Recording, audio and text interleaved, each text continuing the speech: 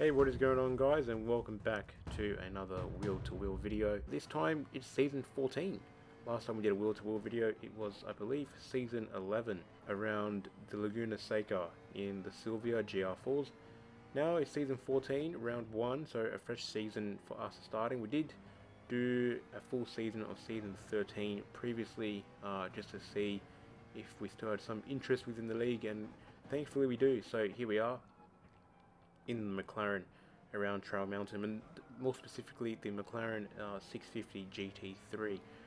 It's a very well suited car around Trail Mountain. It's got some pretty good cornering agility, not the best on top speed, as you'll see here through our quali lap, which we're about to start now. So approaching first corner, you want to do a slight lift, sometimes even a dab of brake just to get the car turned in here. Keeping it fifth, sometimes fourth if the car doesn't feel very lively. We're going to run a little bit wide there, not too much of a problem for us. Braking just as the yellow barrier on the right finishes, down to second, up into third, braking at the first rock where the cameraman is standing on top of.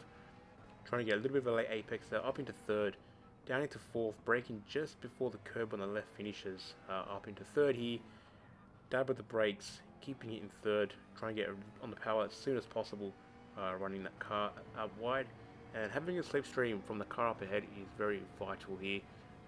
Depending on the car and how good you're on it, you can get between 0.3 and 0.5 of a second just from a good toad here on the back straight. We're going to hit near 270 here, braking just after the sign on the right, down into second, a really big braking zone, a nice passing opportunity there.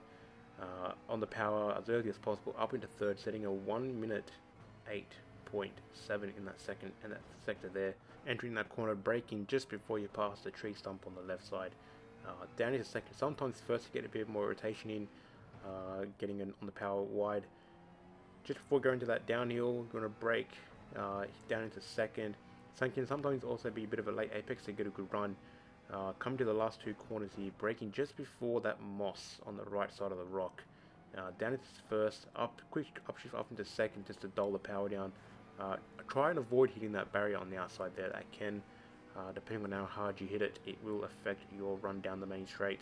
And crossing the line there, doing a 1 minute 50.2, which was a very good time, but unfortunately, even though it did get us pole, later on in quali, MCDC, who was in the Nissan GTR, did get a 149.8 or a .9, I believe. So yeah, he did a monumental effort to get that time there. But onto the first race, and this is a 8 lap race here. Somewhat of a sprint. Unfortunately, the McLaren isn't the best car off the line, getting absolutely swamped by almost everything around it. Having to go as defensive as possible very early on, tucking right in behind MCDC in the GTR, trying to get as much slipstream as possible entering the first corner. Troy sticking his nose up on the inside, thinks better of it, trying to avoid a first turn 1 lap 1 incident. Not the best way you want to start off your season 14 racing. But entering the first corner, we knew that we weren't going to catch MCDC on raw pace. The GTR was just way too quick. The only chance we really had was on tyres. The GTR isn't the best on tyres as compared to the McLaren, because the McLaren is mid-engine. The weight is a little bit more balanced. The GTR's front tyres do wear a little bit more, as well as the Corvette that is passing us out on the outside here, down the back straight. We're going to try our best to try and hold him, keep him behind us, but the raw pace of the Corvette is just a little bit too much for the McLaren. We do a little bit of a last dying hope there with the McLaren's cornering ability, but with Troy's internet connection, it was a little bit difficult to try and judge his exact positioning. So to try and avoid contact, unlike with that wall there, we thought better of it and backed out and let him take that second place. Because we did at some stage think of the big picture with this race, having the McLaren hopefully be a little bit better on his tyres compared to the Corvette and the GTR.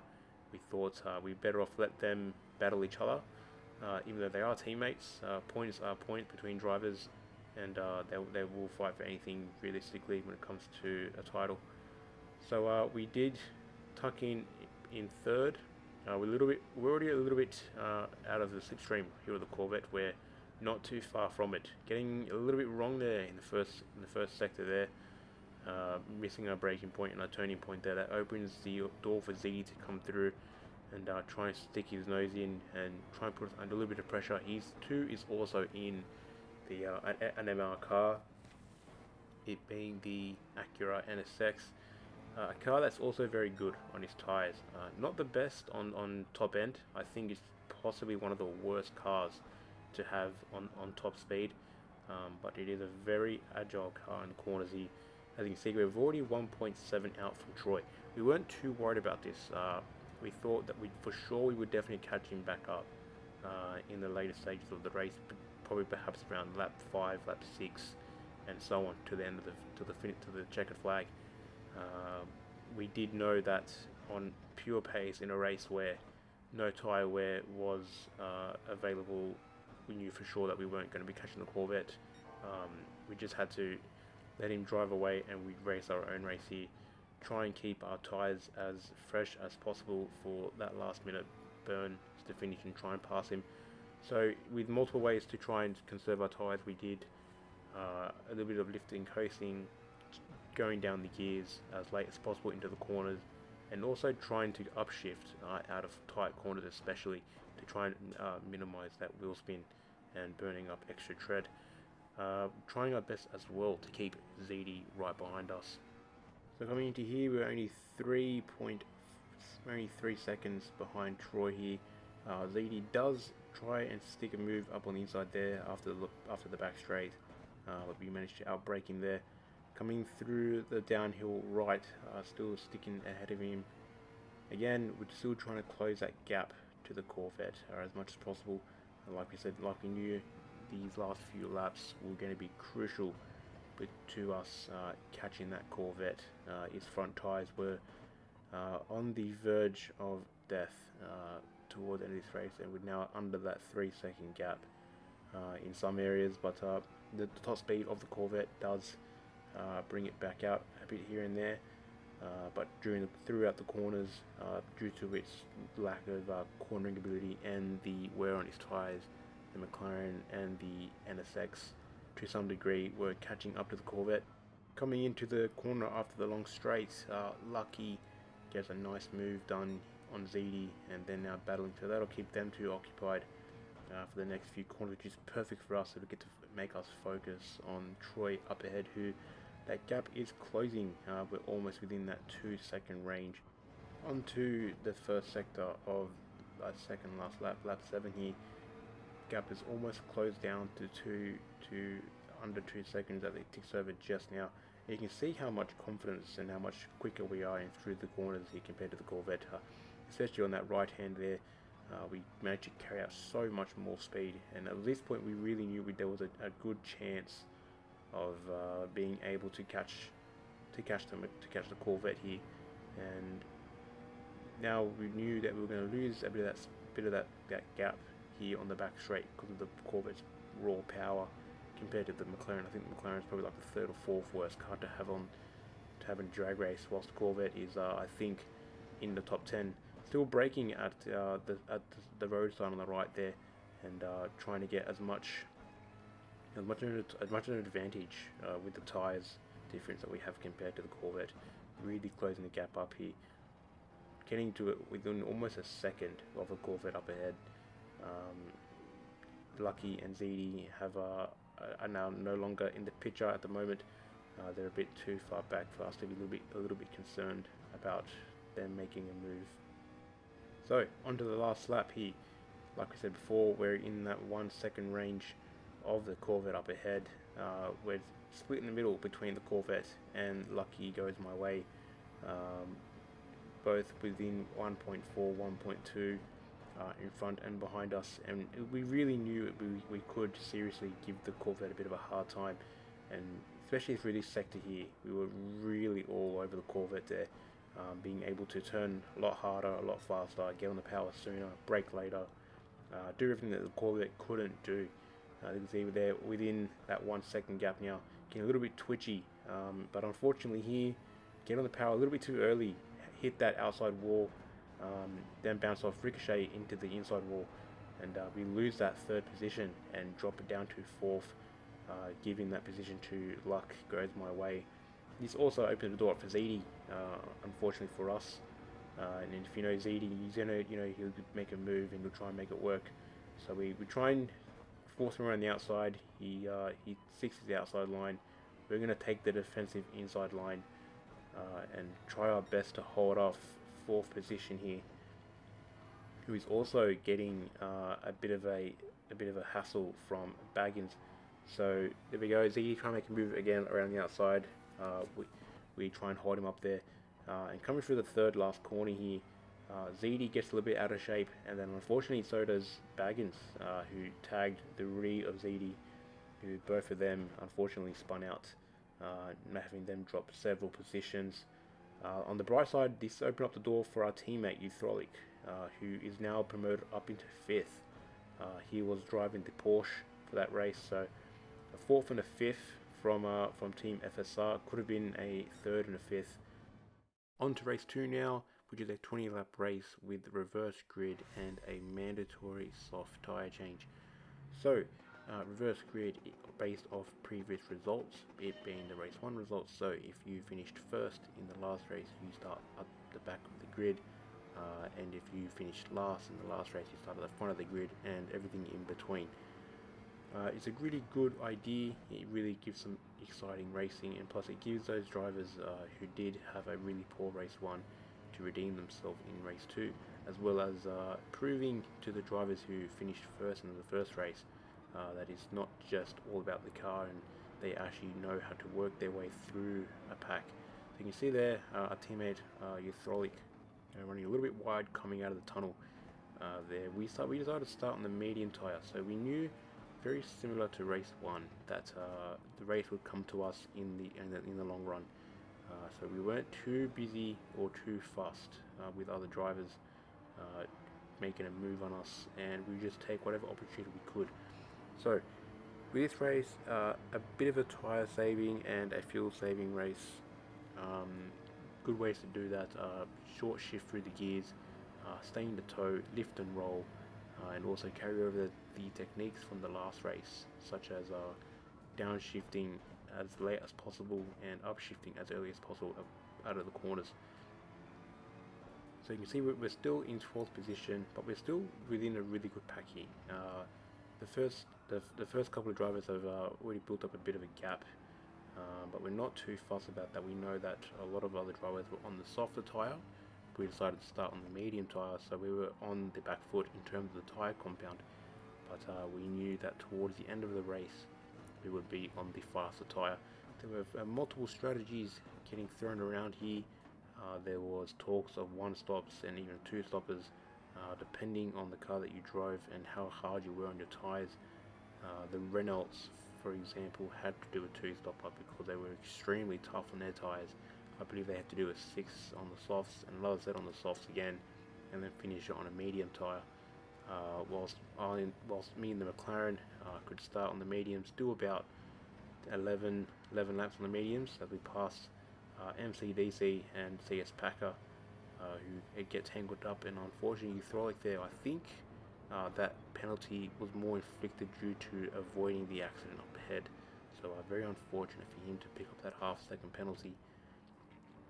But just as we were saying before, us being on the medium tyre, we get to finish on the stronger tyre with less fuel and a more racy car, being able to set quicker lap times here. So we're still going to try and stick with the pack up ahead. Uthrolic unfortunately getting a little bit of a bump there. So does the Supra of Luck Goes My Way. Unfortunately for him, Luck did not go his way there, and he found the outside wall. So Uthrolic there giving us a signal to pass him on the inside. I was kind of more contemplating on staying with him, giving him a bit of a bump draft. I had a feeling he may have been on the softer tyre. Troy, as well as DCE Racing, getting a little bit tangled up there at the left turn after the long straight on the back of the track. That did give us a bit of opportunity to try and make a move on them, but again, us being on the harder tyre, we knew that we would only make a passing opportunity if it was a guaranteed move and it wouldn't damage our tyres in the long run. So DCE brakes a little bit too early than we expected. I had to go for a bit of a dive on the inside to avoid hitting him off the rear. Unfortunately, I think he had a bit of a driver awareness there and saw us coming down the inside. A completely unintentional move there on my end, but made the most of it. But it's okay for DCE. He's in the 4GT and makes a very quick move up on the inside. And again, we're not too fussed about that. But he does run really wide and a bit of a close call there for us. Getting really close there with the 4GT, getting tangled up within the first few corners. The Nissan GTR giving us a bit of a bump there to hurry us up along. It goes up on the inside, MCDC. We're not too fussed about it. We give him a bit of a bump. We were trying to look for a bit of a switcheroo there, but again, not too fussed if we couldn't pull it off. Luck goes my way. Also trying to stick a nose up in there.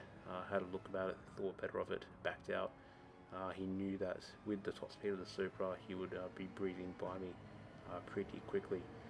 So here on the back straight, you'll see how quickly that Supra is able to pull up and catch up to us. Give us a bit of a bump. Looks like he did want to work with us a little bit there, but we're somewhat catching up to the GTR, and the Supra pulls out. And even when we get a bump here, the Supra is still quick enough to pass us before the braking zone. So that's the strength of the Supra. Unfortunately, it's not the best with its tyres as well, and it's a bit of a handful in the corners.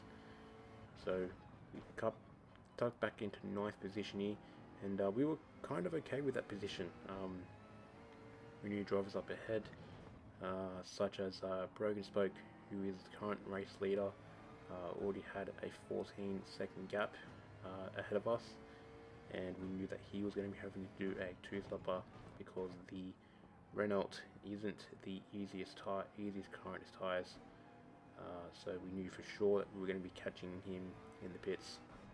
Unfortunately there we ran a little bit wide. That also opened the door for Packer, who was involved in an earlier incident up the other side of the race.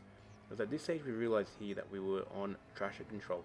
For some reason with GT7, you'll do one race, the traction control won't come on, but you do the second race and it will come on. It's a weird bug with GT7.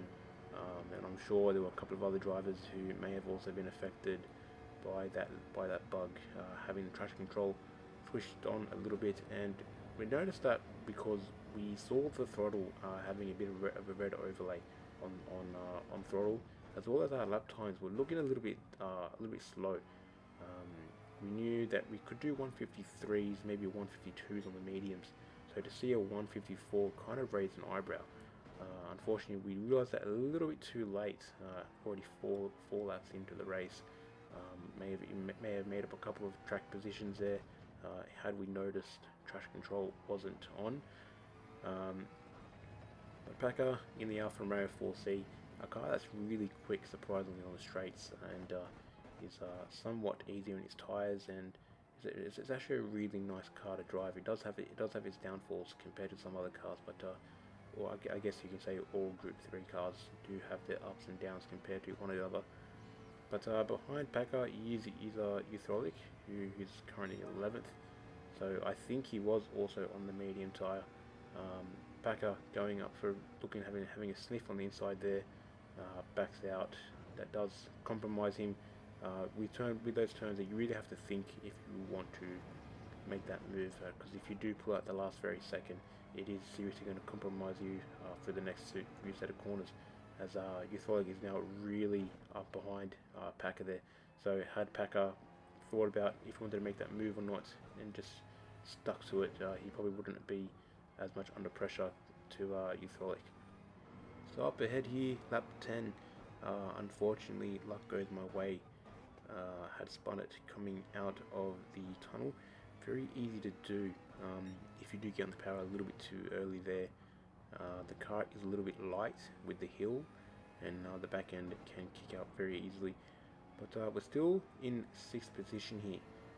We've got ZD again once behind us, who unfortunately does run a little bit wide. It is very easy to do when stuck in the draft of the car in front of you. You can kind of get sucked out to the outside wall and bump that outside wall and pretty much do exactly what we did the race before. But we're still hunting for some positions here. We knew we were due to come into a pit stop the next lap. Still setting some pretty decent times here into the 53s and a bit of a 52 towards the end. Still got Broken Spoke in front of us. We've got Baggins, MCDC, Troy, and maybe I think one more who was also in there, all coming into the pits. So up into 30, and we see that Euthrolic and Broken Spoke have been battling pretty hard. We knew we had to come in for this was an in-lap, so we had to push very hard to try and make a very quick pit stop. We also had Midriski behind us in the Mercedes, who I believe was also on a soft tyre. So he was in a very quick car, had just about half a tank of fuel. So it gives us a bump for the first one. He may have wanted to work with us on that one, but started to notice that we're maybe a little bit too slow for his liking. So he tried going for a move on the inside, and he did a very good job to try and stick it there. And you may have had to back out a little bit just to avoid getting tapped and spun around. But yes, we did do a very good job there to sneak it up on the inside, up into third. So coming to the pits for our pit stop, like I said before, switching from the mediums to the softs, and it was at this exact moment where I may have forgotten how many laps I actually had to put in the tank for fuel.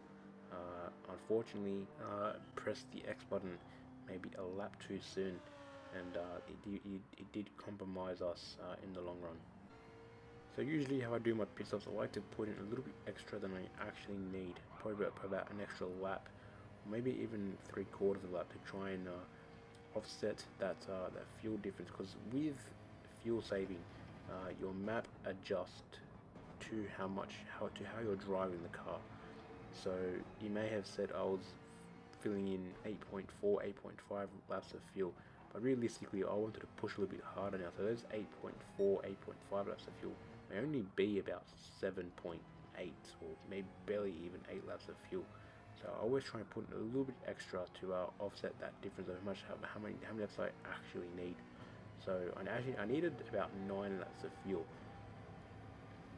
to get through to the finish on a normal fuel burn. So realistically, I should have probably put in closer to 10 laps of fuel. It was at that moment when I was flicking through the fuel gauge that I realised that I may have made a bit of a mistake on how much fuel I wanted to put in the car. So I knew that I was going to have to start short shifting now and start doing some lifting coast, which wasn't ideal. Having been on the quicker tyre, I did want to start pushing the car a little bit quicker and start making up some differences.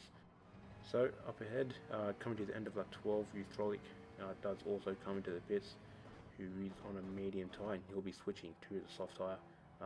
We discussed a monster team that the 10, 11 laps on the first half of the race on the mediums were a pretty good race strategy. Could do a 10-10, splitting the softs and the mediums, but it was a very, very risky, high reward strat. We decided to pick the safer option, having do 11 on mediums and 9 on softs, just in case we didn't want to burn our tyres out.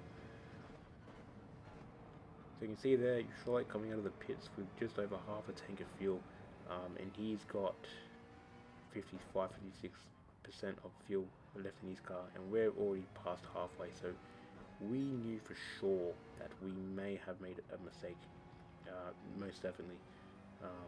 So we now had to start doing a bit of lifting coast, as we said before, and doing some early gear changes, try and stay in the slipstream as much as possible. Fast forwarded into lap 17 now, on the back straight here. We got Midriski up down the inside, and we knew that we were really hurt by fuel now. So try and do a bit of an undertuck here.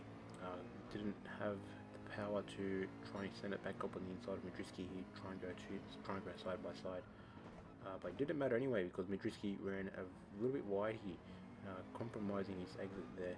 making ourselves very vulnerable into the next corner. So we knew a late apex for this corner, and I think he turned in a little too quickly and caught the outside grass there. So going side by side here into the second last corner, we decide to try and match his braking, park it right on the apex, upshift into second to dole the power down, and try and hold out that position a little longer. Unfortunately for Broken Spoke there, as we mentioned before, he lost it on the exit of those sets of corners there. The Renault isn't the easiest car to work with, depending on what corner it is. So we promoted ourselves up into fourth here, but we still got Madriski right behind us. He's very eager to get past us and take fourth away from us. At this stage, we were pretty content with ourselves, and we were happy to settle for fourth or fifth, having worked our way from the near back of the grid where we started, and actually even being in last place at some stages throughout the beginning of the race. So you see there, we've still got just over 2 laps of fuel, but we need to do another 3 laps. So we're really pushing it on fuel. We still need to complete lap 18, do 19, and then do the final lap 20. So we're still about half a lap out on how much fuel we actually needed. Madriski's still getting that corner a little bit wrong, and making himself very vulnerable here in this corner, even being able to close the gap a little bit there. Not as much as we put the lap before, but still being able to try and keep within that slipstream range. 2 laps to go, with probably about 1.8 litres of fuel. So you can see there now we're about to approach our last lap, and we've got 1.1 laps litre of fuel. So what the game's telling us right now is we're going to finish with 0 or negative amounts of fuel by the time we cross the finish line. So coming through to the last corners before starting our last lap, CD within half a second of the gap behind us, and very much within the slipstream and able to make a passing opportunity. So here, starting our last lap, which with I think 0.9 laps of fuel, CD tries to move on the inside. He gets it through, but unfortunately gets a bit loose. And thankfully he actually managed to catch it, so a very good save on his end.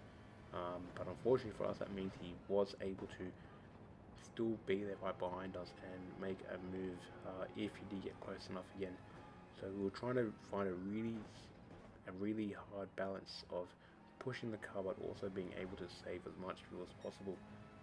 We're already almost 2 seconds down on our first sector. That's because of tyres, as well as the fact that we're trying to really fuel save here.